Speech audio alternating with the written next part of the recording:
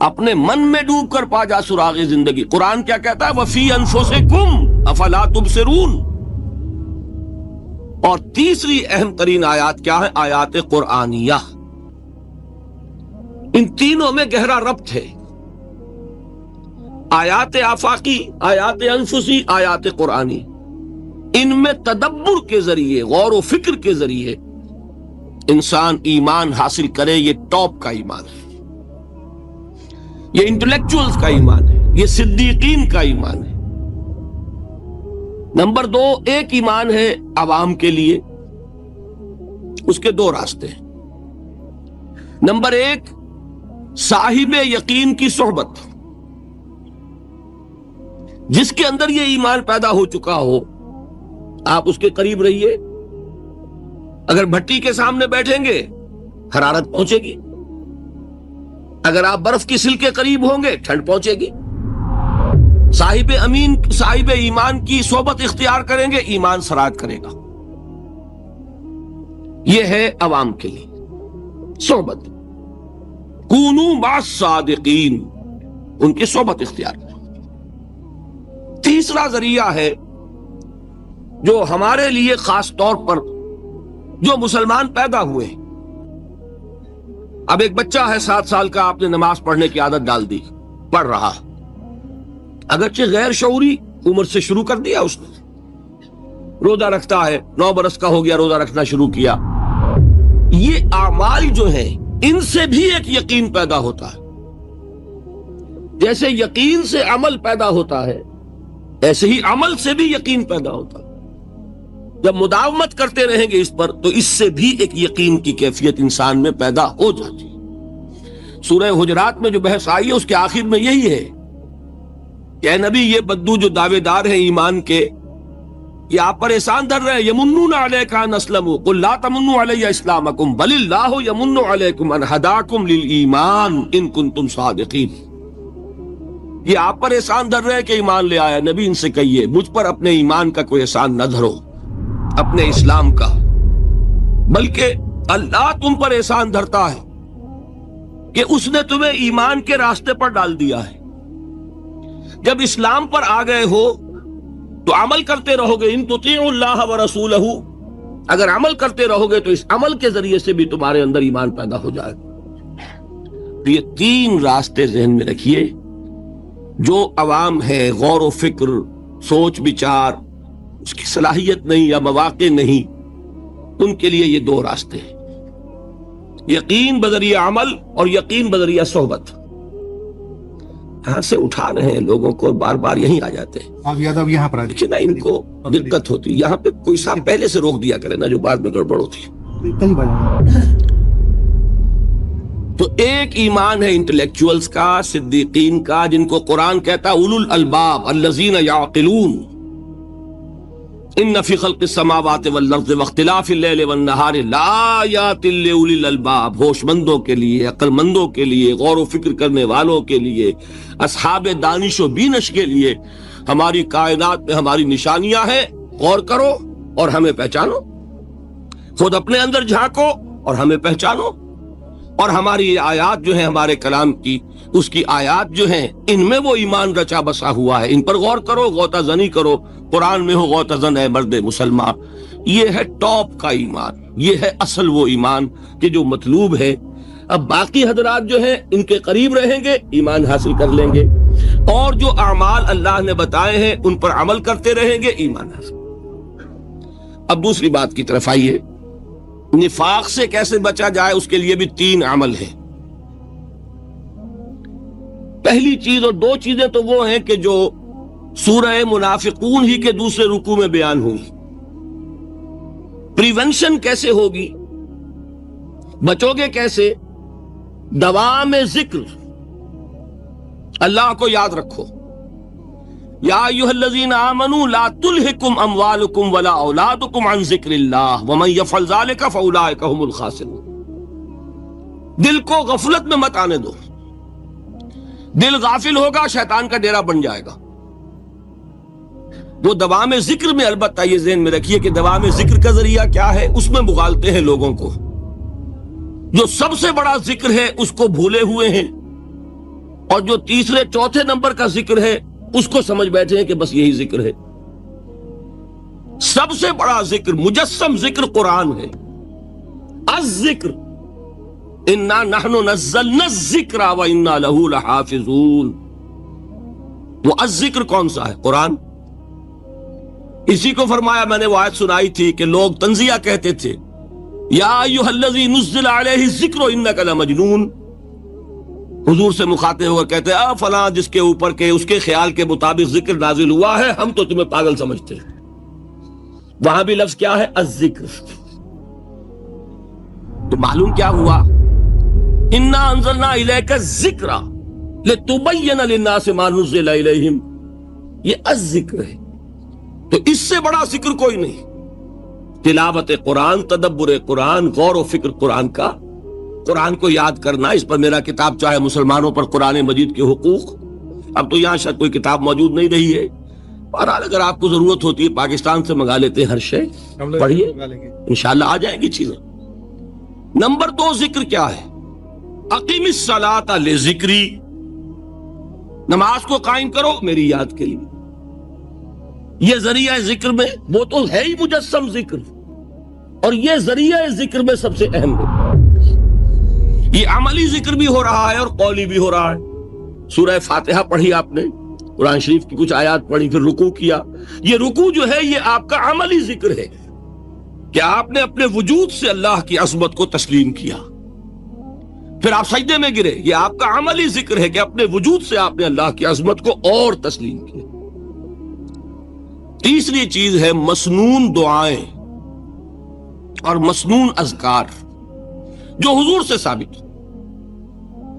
ہمارے ہاں کیا ہو گیا؟ مجھے فلاں بزرگ نے یہ چیز بتائی ہے، وہ تو پڑھتے چلے جا رہے ہیں. نہ قرآن سے دلچسپی، نہ اذکار مسنونہ سے دلچسپی. ادعیہ معصورہ. آپ غور کریں گے کہ زندگی کے ہر عمل کے لیے حضور کی دعا موجود ہے. صبح اٹھے دعا ہے، آنکھ کھلتے ہی بیت الخلاء میں داخل ہونے لگے دعا ہے، نکلے دعا ہے، وضو کرنے بیٹھے دعا ہے، فارغ ہوئے دعا ہے، مسجد کے لیے گھر سے نکلے دعا ہے، مسجد میں داخل ہوئے دعا ہے. مسجد میں تو ہے ہی ذکر، نماز ہے، تلاوت ہے. باہر نکلے دعا ہے، گھر میں داخل ہونے لگے پھر دعا ہے. سواری پر سوار ہو رہے ہیں دعا ہے، اتر رہے ہیں دعا ہے، شیشہ دیکھ رہے ہیں دعا ہے، کپڑے پہن رہے ہیں دعا. زندگی کا کوئی عمل نہیں یہاں تک کہ جو تعلق زن و شو ہے، جس کو کہ خالص حیوانی بات سمجھا جائے گا، اس کے لیے بھی دعا ہے. غفلت میں وہ کام بھی نہیں کرتا. سمجھ رہے ہیں آپ؟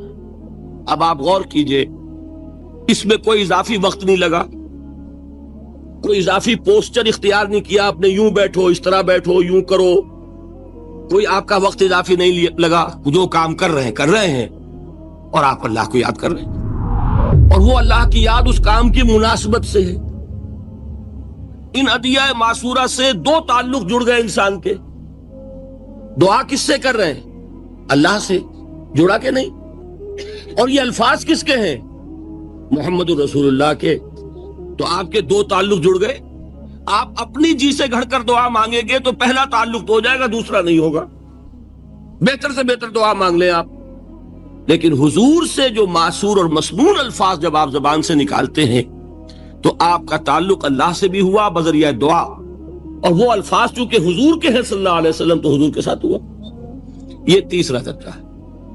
چوتھے درجے میں میں مانتا ہوں کہ ایک ہوتی ہے خاص کسی شخص کے امراض کی تشخیص کرنے کے بعد تجویز. کوئی اگر طبیب ہے، ماہر طبیب روحانی، وہ آپ کو دیکھے گا تو اندازہ لگائے گا کہ آپ میں کیا کمی ہے، اس کے مطابق آپ کو ذکر بتائے گا. بھئی فلاں آیت کا مراقبہ کیا کرو. کسی میں بزدلی ہوتی ہے، کسی میں مال کی محبت زیادہ ہوتی ہے، کسی میں توکل کی کمی ہے، کسی میں شہرت کی خواہش ہے، نمایاں ہونے کا جذبہ ہے، کسی میں تکبر ہے. سب کا ایک سا برس تو نہیں ہوتا نا. تو یہ در حقیقت اندھے کی لاٹھی سے نہیں چلنے والی بات. یہ تو ماہر کی کام ہے کہ وہ تجویز کرے کہ تمہارے لیے خاص طور پر ذکر یہ ہے. در حقیقت ہمارے جو یہ سلسلے تھے سلوک کے، یہ بڑے ماہر ہوتے تھے، یہ لوگ بڑے ماہر اطباء تھے. یہ جو علم نفسیات ہے اس کے ہمارے صوفیاء سے بڑھ کر کبھی کوئی عالم گزرا ہی نہیں دنیا میں. فرائیڈ کیا ہے اور ایڈلر کیا ہے اور یونگ کیا ہے، بچے ہیں. ہمارے صوفیاء اکرام نے جس طرح انسان کی نفسیات کو سمجھا اور وہ ان کی مناسبت سے تجویز کرتے تھے. لیکن اس کو رکھا جائے گا چوتھے نمبر پر. جیسے مولانا احمد علی صاحب فرمایا کرتے تھے بھائی اس آیت کا مراقبہ کیا کرو. مراقبے کیا مانی؟ اب ان الفاظ کو بھی ہم نے خام خواہ کچھ خاص ایک شکل دے دی. مراقبہ کیا؟ توجہ کرنا، دھیان کرنا، خاص اس آیت کے اوپر، اس کے معانی پر اپنے ذہن کو جمانا. وہ کیوں ہے؟ تاکہ آپ کے اندر جو کمی ہے اس کی تلافی اس سے ہو. لیکن یہ کہاں آئے گا؟ چوتھے نمبر پر. سمجھ گئے؟ تو نفاق سے بچنے کا ذریعہ، پریونشن کیا ہے نفاق سے؟ دوام ذکر. نہ تمہیں تمہاری اولاد، نہ تمہارے اموال، نہ تمہاری تجارت، نہ کاروبار اللہ کے ذکر سے غافل نہ کر سکے. پنجابی میں کہتے ہیں کہ ہتھ کارول اور دل یارول. کام کر رہے ہیں آپ، لیکن یہ کہ دل اللہ کے ساتھ لگا ہوا ہے، زبان تر ہے اللہ کی یاد سے. جو قرآن یاد ہے، گاڑی میں آپ بیٹھے جا رہے ہیں، 2 گھنٹے آپ کو کار میں لگانے ہیں، قرآن شریف پڑھتے جائیے. اس سے بڑا ذکر ہی کوئی نہیں. یہ ہے پریونشن. اب اگر مرض ہو جائے تو کیا؟ اس کے لیے 2 چیزیں ضروری ہیں. ایک دیکھیے عجیب ہے، یہ نفاق کا علاج انفاق سے. صرف ایک الف لگا نا. انفاق کے معنی اور ہے. یہ بنا ہے کس سے؟ نفقت الدراہم، پیسے ختم ہو گئے، مک گئے. یا نفق الفرس، گھوڑا مر گیا. تو مال کو کھپانا، لگانا اللہ کی راہ میں. اگر دل میں نفاق کی کوئی آلائش آئی ہے تو اس کا ازالہ ہوگا انفاق فی سبیل اللہ سے. مال اللہ کی راہ میں دیجئے، صدقہ کیجئے، خیرات کیجئے، دیجئے، اللہ کے دین میں لگائیے. جتنا لگائیں گے نفاق دھل جائے. اس لیے کہ اصل سبب نفاق کا ہے ہی حب دنیا، دنیا کی محبت. لہذا اس کا ازالہ ہوگا جو سب سے محبوب شے ہے، مال. انہ لحب الخیر لشدید. مال محبوب ترین ہے کہ نہیں؟ لہذا اس کو اللہ کی راہ میں لگائیں گے تو وہ نفاق دھل جائے گا. اور ایک اور چیز ہے جو بہت اہم ہے، بہت ہی شعوری طور پر اس کا اہتمام کیجئے. جس وقت دین کے کسی فرض کی انسان کو سمجھ آ جائے، اس کا شعور پیدا ہو جائے کہ ڈیلے نہ ہو. ذرا سا ڈیلے جو ہے اس پر عمل کرنے میں، یہ در حقیقت نفاق کو جڑ پکڑنے کا موقع دینا ہے. Immediate action. ایک بات سمجھ میں آ گئی، فوراً عمل کرو. اس میں شیطان کیا کرتا ہے؟ ذرا ٹھہر جاؤ، ابھی دیکھو یہ فرض ہے، یہ ذمہ داریاں ہیں، یہ کرنا ہے، اور پھر لگا دینا اپنے آپ کو. بہت سے لوگ کہتے ہیں بس یہ ریٹائرمنٹ کے بعد تو سارا میں دین کے لیے وقف کر دوں گا. اول تو خدا کے بندے تمہارے اندر رہ کیا جائے گا ریٹائرمنٹ کے بعد؟ سارا تو کھپ چکو گے، رہ کیا جائے گا؟ دوسرے یہ کہ یہ بھی جان لیجئے کہ کار دنیا کسے تمام نہ کرد. ریٹائرمنٹ کے بعد کون فارغ ہو جاتا ہے؟ بیٹوں بیٹیوں سے فارغ ہوئے تو پوتے پوتیاں موجود ہیں، نواسے نواسیاں موجود ہیں.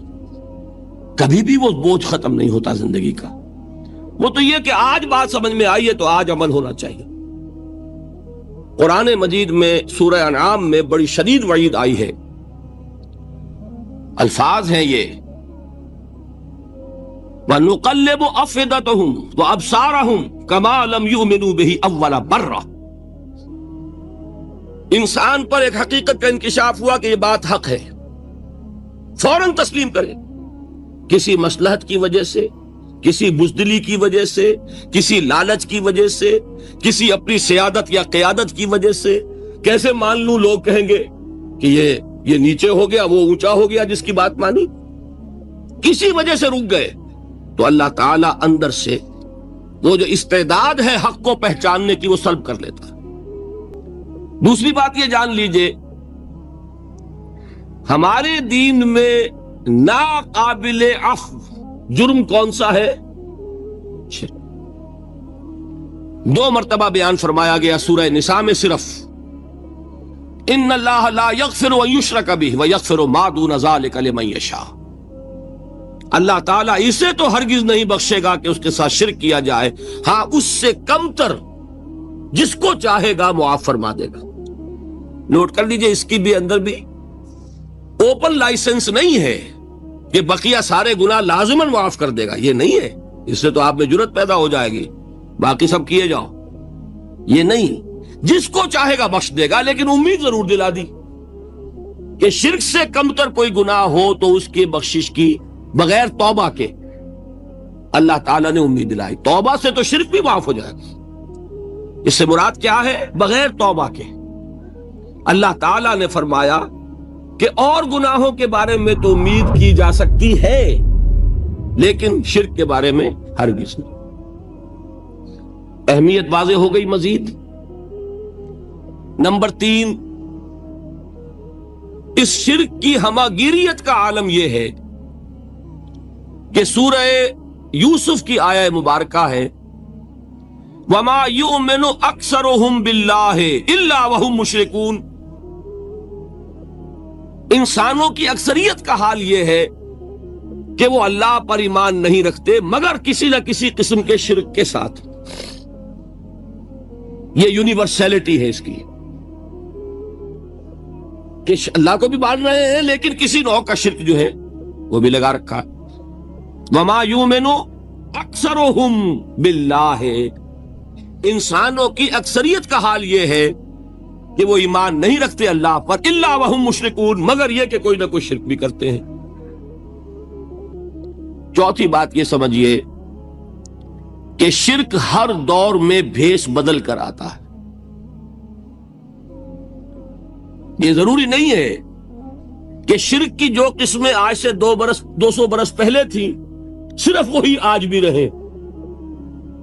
ہو سکتا ہے کہ بالکل نئی شکلیں اس شرک نے اختیار کر لی۔ اس سے کیا نتیجہ نکلا کہ اگر اجتہادی بصیرت نہیں ہوگی تو ہو سکتا ہے کہ ایک شخص جو ہمارے سابق علماء نے لکھ دیا کہ یہ چیز شرک، یہ چیز شرک، یہ چیز شرک، یہ چیز شرک، آج سے 500 برس پہلے کا انسان، بڑے سے بڑا عالم دین، اپنے زمانے کے شرک کو پہچان کر تو لکھ سکتا ہے، اس سے تو آپ بچ رہے ہیں۔ امام ابن تیمیہ نے اس کو شرک قرار دیا، اس کو شرک قرار دیا، اس کو شرک قرار دیا، کوئی شخص ہے جو اس سے تو بچ گیا۔ امام صاحب کی دی ہوئی بصیرت سے اس نے ان جو اقسام ہے شرک کی ان کو پہچان لیا، لیکن یہ عین ممکن ہے کہ آج کے شرک کو وہ نہ پہچان رہا ہو، اپنی جگہ وہ سمجھ رہا ہو اپنے آپ کو بہت بڑا موحد، جبکہ اس دور کا جو شرک ہے اس میں ملوث ہو۔ اس کو میں نے کہا ہے کہ اس شرک کے بارے میں بڑی اجتہادی بصیرت کی ضرورت ہے۔ فارسی کا ایک شعر ہے، بڑا پیارا شعر ہے، بہر رنگے کے خواہی جامہ می پوش، من انداز قدت رامی شناسم۔ اپنے محبوب سے کہہ رہا ہے شاعر کہ تم جس طرح کا چاہو لبادہ اوڑھ لو، میں تمہیں تمہارے قد سے پہچان لوں گا۔ کتنا ہی چھپا لو اپنے آپ کو، کیسے ہی لباس بدل لو، بہر رنگے کے خواہی جامہ می پوش، من انداز قدت رامی شناسم، میں تمہارے قد سے تمہیں پہچانوں۔ یہ اگر بصیرت نہ ہو کہ شرک کو اس کے قد سے پہچان سکیں آپ، اس کے لیے ضرورت ہے اصولوں کی۔ دیکھیے جس طرح الجبرا کے اصول ہوتے ہیں، فارمولہ ہے، فارمولہ ہاتھ میں آ گیا، مسئلے حل کرتے چلے جا رہے ہیں، آپ اپلائی کرنے کی دیر ہے فارمولے کے۔ اگر آپ نے صرف گنتی کر کے کسی زمانے کے شرک وہ تو سمجھ لیے، لیکن وہ بصیرت باطنی حاصل نہیں ہوئی، اجتہادی بصیرت، وہ اصول ہاتھ میں نہیں آئے کہ جس سے آپ پہچان سکیں، تو ہو سکتا ہے کہ اس دور کے شرک کو آپ نہ پہچان سکیں۔ اس کے لیے ضرورت ہے کہ اصل اصول ہاتھ میں آ جائیں تاکہ ان اصولوں کو اپلائی کریں۔ ایک بات مجھ سے اور سن لیجئے، میرا اپنا یہ تاثر ہے، ہمارے دین میں خیر، بھلائی، نیکی، چاہے وہ نظریے کی ہو، علم کی ہو، عقیدے کی ہو، عمل کی ہو، اخلاق کی ہو، وہ سب کیا ہے؟ وہ توحید ہی کے شجرہ طیبہ کی شاخیں ہیں۔ اور شر، برائی، گمراہی، خیالات کی ہو، نظریات کی ہو، علم کی ہو، عقیدے کی ہو، عمل کی ہو، اخلاق کی ہو، سب کے ڈانڈے شرک کے شجرہ خبیثہ سے ملتے ہیں۔ اس شجرہ خبیثہ کے برگوبار ہے جو بھی برائی ہے، عمل کی یا علم کی، اور اس شجرہ طیبہ کے برگوبار ہے جو بھی خوبی ہے، عمل کی یا عقیدے کی۔ یہ میرا تاثر ہے، اور جب تک اس انداز میں وہ آپ کو اندرونی رشتے ظاہر نہیں ہوں گے، آپ پر منکشف نہیں ہوں گے، وہ اجتہادی بصیرت جو ہے پیدا نہیں ہو سکے گی۔ اب آئیے ایک اور بات دیکھیے، شرک میں اور الحاد میں کیا فرق ہے، یہ بھی ہم نہیں سمجھتے۔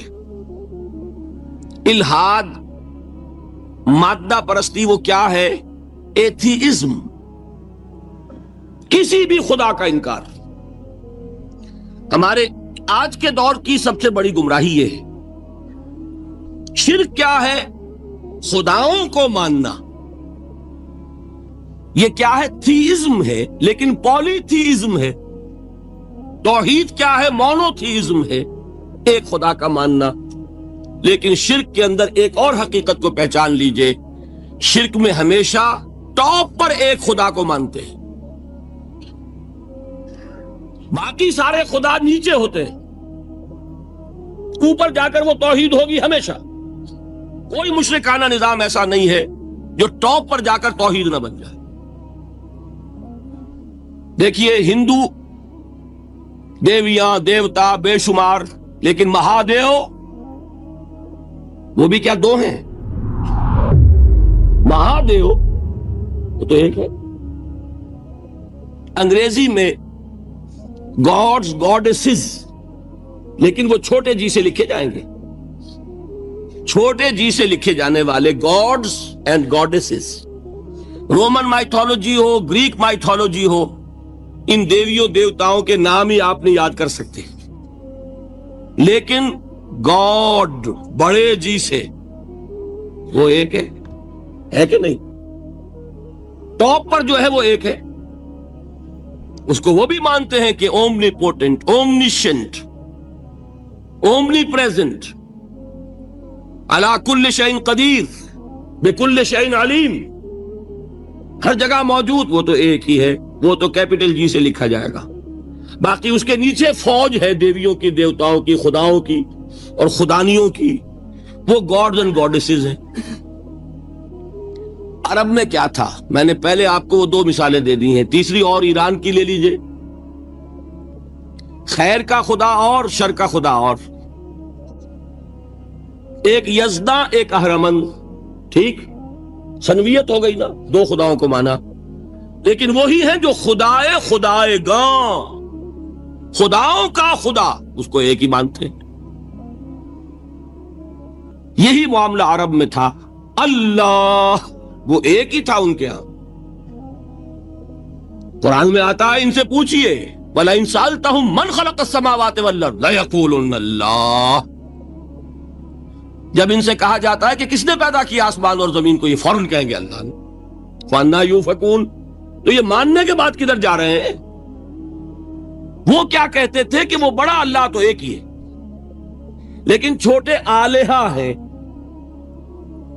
آلہہ اور اللہ میں وہی فرق ہے جو کیپٹل جی کا گاڈ اور چھوٹے جی سے گاڈز اینڈ گاڈیسز، وہی فرق ہے کہ جو مہادیو اور دیویوں اور دیوتاؤں میں ہے، وہی وہاں تھا۔ اللہ وہ ایک اور سپریم، سب سے بالا تر، اس سے اوپر کوئی نہیں، تخلیق میں اس کا کوئی ساجی نہیں، لیکن اس نے کچھ آلہہ ہیں جنہیں کچھ اختیارات تقسیم کیے ہوئے ہیں، کچھ اس کے لاڈلی ہستیاں ہیں جو سفارش کر سکتی ہیں۔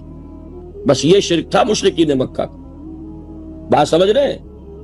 اس کا جائزہ لیں گے تو آپ کو، اور جو آج شرک کی اقسام میں بیان کروں گا اس کو ہاتھ میں لیں گے تو کسی موحد کا تلاش کرنا مشکل ہو جائے گا.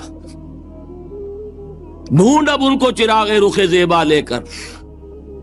آج جن کا نام مسلمان ہے ان کی اکثریت کسی نہ کسی نوع کے شرک میں مبتلا ہے. اب آئیے اقسام شرک. اقسام شرک میں بھی وہی کیفیت ہے جو نفاق کے بارے میں نے عرض کی تھی کہ ایک تقسیم یہ ہے جو علماء نے کی ہے، ایک ہے عقیدے کا نفاق، ایک ہے عمل کا نفاق. اسی طرح ایک ہے عقیدے کا شرک، ایک ہے عمل کا شرک.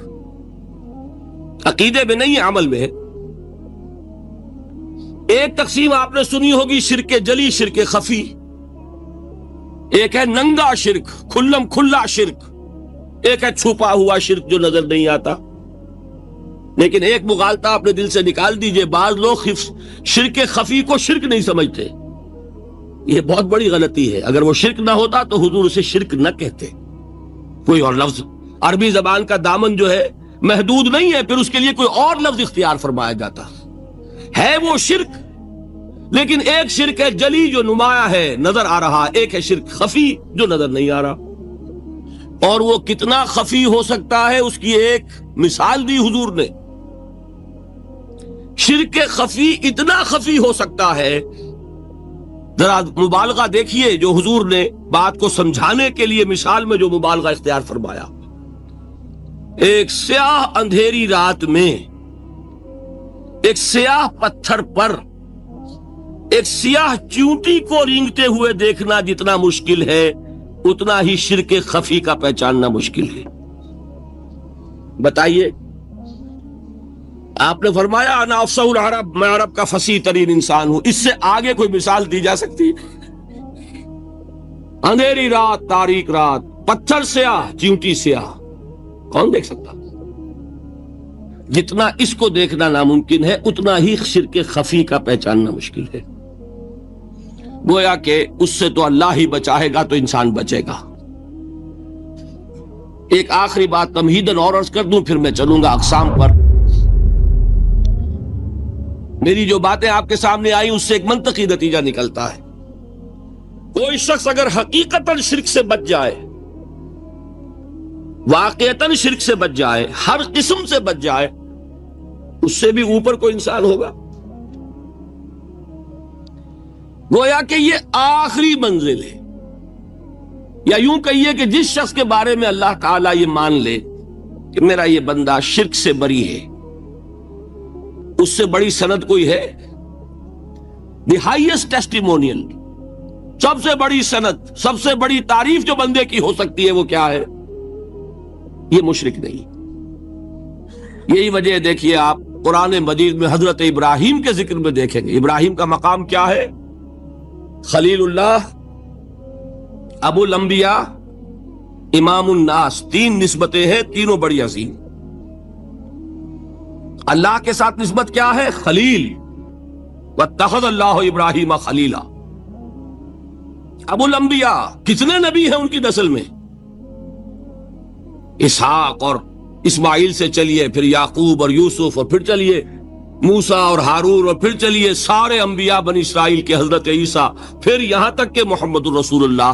کس کی اولاد ہے؟ ابراہیم کی. ابو الانبیاء. اور نمبر 3، انی جاعلک للناس اماما، امام الناس. اور قرآن میں جو سب سے بڑی سند انہیں دی جاتی ہے وہ کیا؟ وما کان من المشرکین. تو ابراہیم مشرکین میں سے نہیں تھے. معلوم ہوا کہ یہ سب سے بڑی سند ہے، سب سے بڑا سرٹیفکیٹ ہے، سب سے بڑا ٹیسٹیمونیل ہے جو اللہ کی طرف سے کسی کو مل جائے.